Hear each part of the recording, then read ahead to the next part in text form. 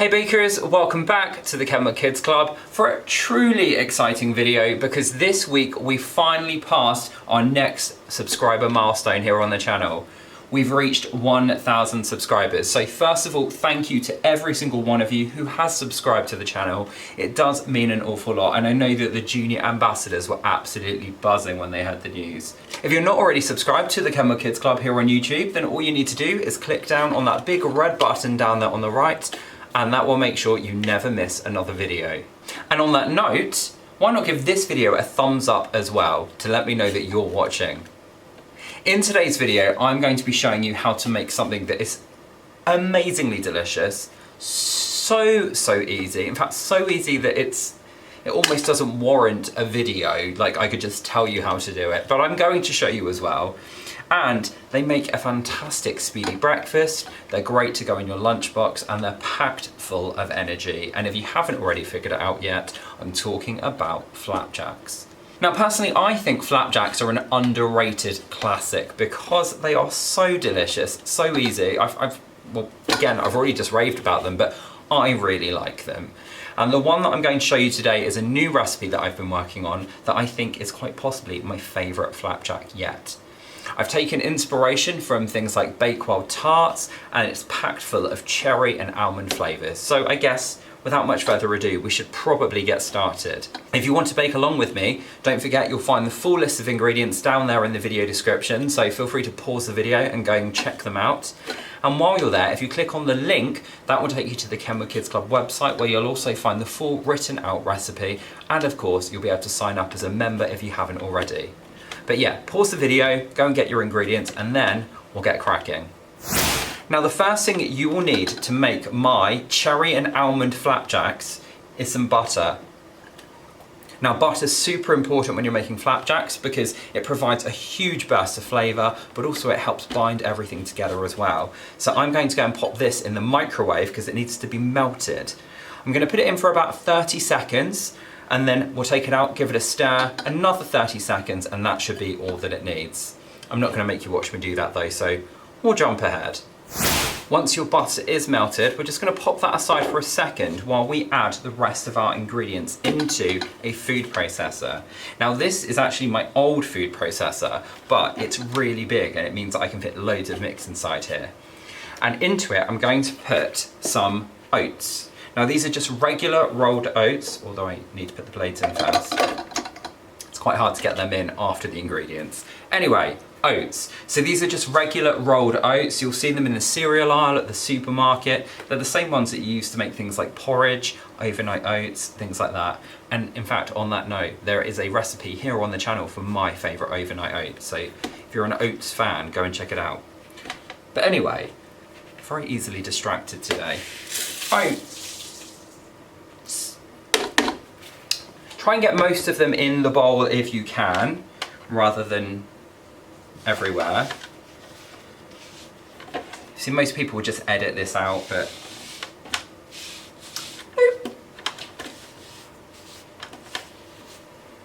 anyway, oats in there. In with those oats, we are also going to add in some soft light brown sugar. Now that's what's going to make these taste really sweet and of course really delicious as well. On top, we can add in our melted butter. And then we're also going to add in some golden syrup. Now, the person who decided to stop putting this in a tin and instead put it in a squeezy bottle is my new favourite person, because this means I can really easily measure it out using my tablespoon measure. So I'm just going to squeeze 1 full tablespoon and pour it in. And then I'm going to do that again because we need 2 tablespoons altogether. There's one more ingredient we're going to add at this stage, and that is some almond extract. Now that's going to really help pump up that nice almondy flavour that you usually get in things like Bakewell tarts. So half a teaspoon is all you need because it's very powerful stuff.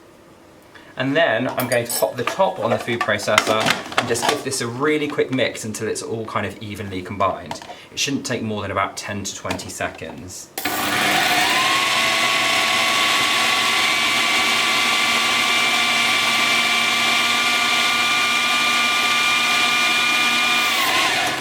Okay, that's looking pretty good to me. Now, in with this, we're going to add some flaked almonds. Now, I like to keep some of them back just to sprinkle over the top.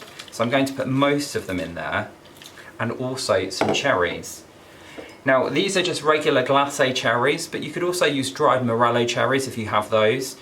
If you're using glacé cherries, I usually wash off all that extra syrup because it makes them really sweet, and this is going to be sweet enough without any extra sweetness coming from the cherries. And then once those are in, all we need to do is give it another quick mix just until those cherries and almonds are evenly combined as well.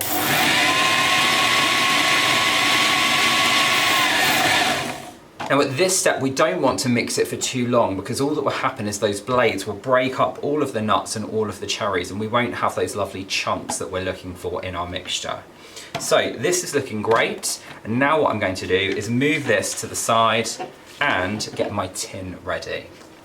So here I've got a 20 centimetre square tin, which means that it's 20 centimetres by 20 centimetres, and to line it I'm going to use some baking paper. Now, top tip, if you're trying to line an awkward shape like this, one way you can do it is by taking your paper and screwing it up. Just like that. No, I haven't gone mad, I promise, even if it might look like I have. What happens when you screw it up, it means that the paper is a lot softer and it will find it easier to take the shape of the tin that you're putting it in. So, if I then unfold it all again, I should be able to just pop it straight down into my tin, and it will naturally fit its way into all the corners. By the time I've put my flapjack mixture in, that will hold it in place and I don't need to do anything else. So let's take the top off here, and we're going to remove the blades. Remember, these are very sharp, so you might need to get an adult to do this bit for you. And then we just need to tip this mixture straight into the tin. If there's any stuck in there, you can use a spoon just to scrape it out very quickly. And then you can use that same spoon to press that mixture down all over the bottom of the tin. Now try and pay particular attention to the corners because it's very easy to miss those. So I like to pack my mixture straight into the corners first. And then once I've done that, I can spread it out with the back of the spoon to make sure it's nice and even before packing it down as tightly as I can. Now think of it kind of like when you go to the seaside or to the beach and you're making sand castles. You get your bucket and you fill it up with sand and you pack it down really tightly to help it take the shape. That's exactly what we're doing when we're doing this to our flapjack. The tighter you press down, the stronger your flapjack will be, and it won't crumble everywhere when you try and eat it. So this is looking great. I can see the chunks of cherries, I can see the flaked almond pieces, but of course don't forget we saved some of those almonds to sprinkle on the top.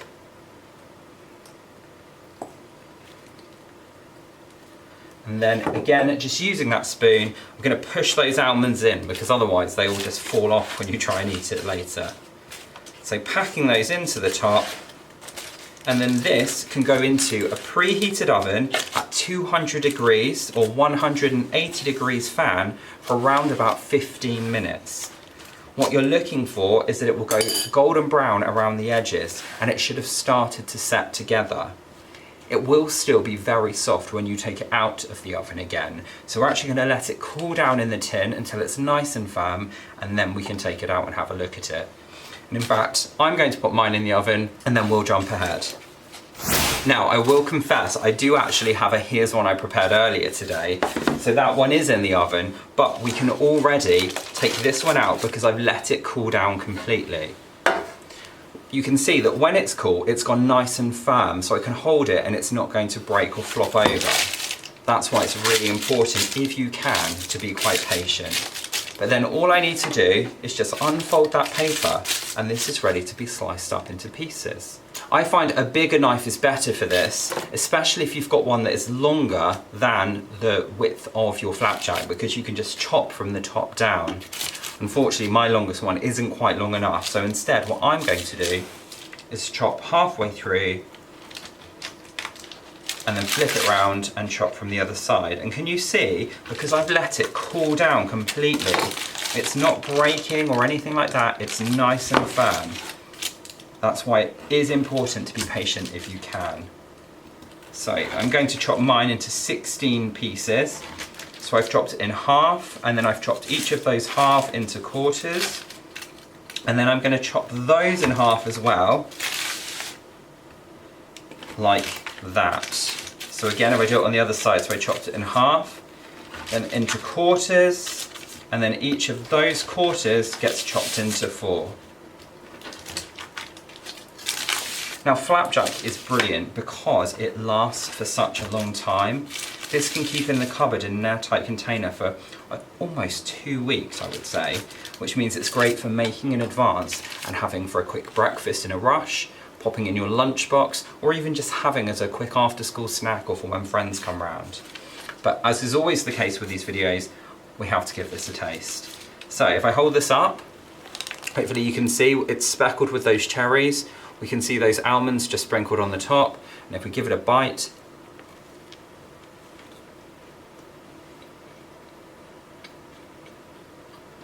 you can probably hear how deliciously crispy it is. I'm getting the flavour of the cherry, the flavour of the almond, and of course all those buttery oats as well. Absolutely delicious. But there you go, that is how to make my cherry and almond flapjack. It's a new recipe I've been working on, so I do hope you like it. And if you did, why not give it a go? Head down to the video description, as I said earlier on, where you'll find the full list of ingredients, or you can click on the link down in this description as well, which will take you over to the Kenwood Kids Club website, where you'll find the list of ingredients again and the full written out recipe as well. Of course, if you do have a go at my cherry and almond flapjacks, don't forget to take a photo and share it with us over on the Kenwood Kids Club website. Not only just because I love seeing what you're baking at home, but also because it will enter you into our Star Baker of the Month competition, and you could win your very own Kenwood Kids Club goodie bag and a Kenwood hand mixer too. I'm actually not going to be back at the same time next week because of course it is time for one of our amazing junior ambassadors to take over the channel for the week, but I'll be back the week after with another tasty video. And I think it might even be getting close enough to Christmas that we can start thinking about some festive baking too. You'll have to let me know what you think.